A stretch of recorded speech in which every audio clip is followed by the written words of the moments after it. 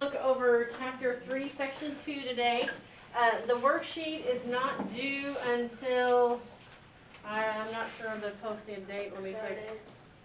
Did I say Friday? I don't even know. Yeah, due Friday, yes. So we'll work on it in class tomorrow. I'll go ahead and give it to you though. If you want to get a jump start on it, you can. And we'll go from there. All right. Section 2. What do we call rocks that form from magma found deep under the Earth's surface? What do we call it? Igneous rock. If you need to know how to spell it, it's right there above. Igneous rock formed from magma found deep under the Earth's surface. Number 1. Magma reaching the surface flows from a volcano as lava. Remember, if it's in the ground, it's magma. If it's above the surface of the Earth, it's lava. All right, there's ways we can classify igneous rocks. What does it mean to classify something? Define it. Kind of a definition, but kind of to put it in a category or a group, okay? So the two groups, you can have intrusive igneous rocks or extrusive igneous rocks. So on number 2, magma trapped below the surface forms large-grained intrusive, I-N-T-R-U-S-I-V-E, igneous rock when it cools. So inside the Earth, intrusive rock. If it's above the surface of the Earth, it's called then extrusive. So magma cooling at or near the surface forms small grain extrusive igneous rocks. E-X-T-R-U-S-I-V-E. So everybody's not sure where I am?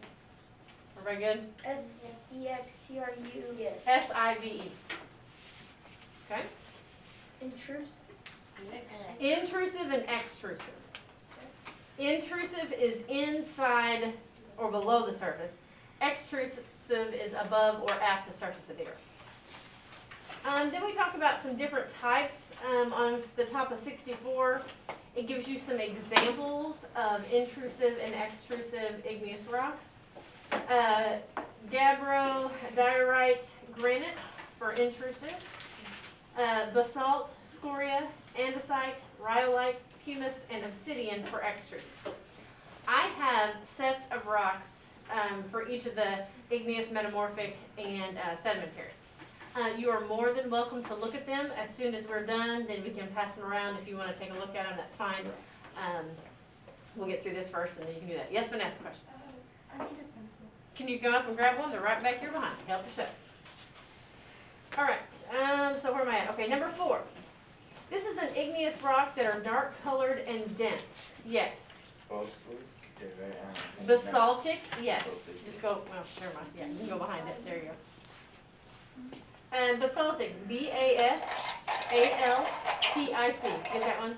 B-A-S-A-L-T-I-C. These are igneous rocks that are dark colored and dense. What does it mean to be dense? Really tightly packed in there together. Yes. Bless you. Letter A. They contain iron and magnesium. I-R-O-N and magnesium. M-A-G-N-E-S-I-U-M. But very little silica. Letter B. Basaltic lava flows freely from a volcano.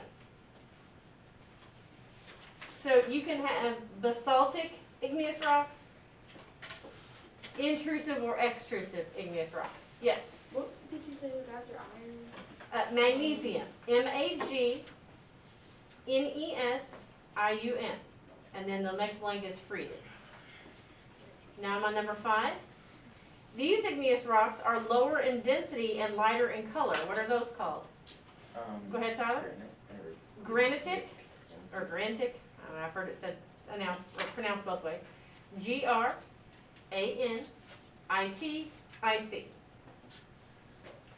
They contain more silica, S-I-L-I-C-A, and less iron and magnesium. B, granitic magma is thick and stiff. And the last type These are rocks that have more of a balance between the two. So on basaltic, they've got lots of iron and magnesium, very little silica. Granitic has lots of silica, a little bit of iron and magnesium, and this type, Tyler, andesectic, I can't say it now, andesectic, Yeah, that word. yeah. And acidic. Thank you, I just couldn't spit it out, it's like I couldn't get it, yes. Is a balance in between the two. Close it. Because you clearly are not paying attention to what I'm doing. Number 7.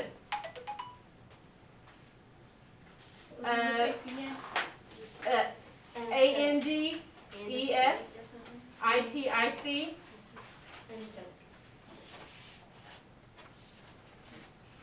Rocks have a more balanced composition of minerals and density than basaltic or granitic.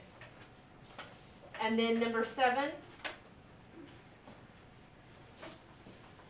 crystal, and that's size, can either be large or small, can help identify if an igneous rock is intrusive or extrusive. And then number 8, volcanic glass rock cools so quickly that few crystals can form.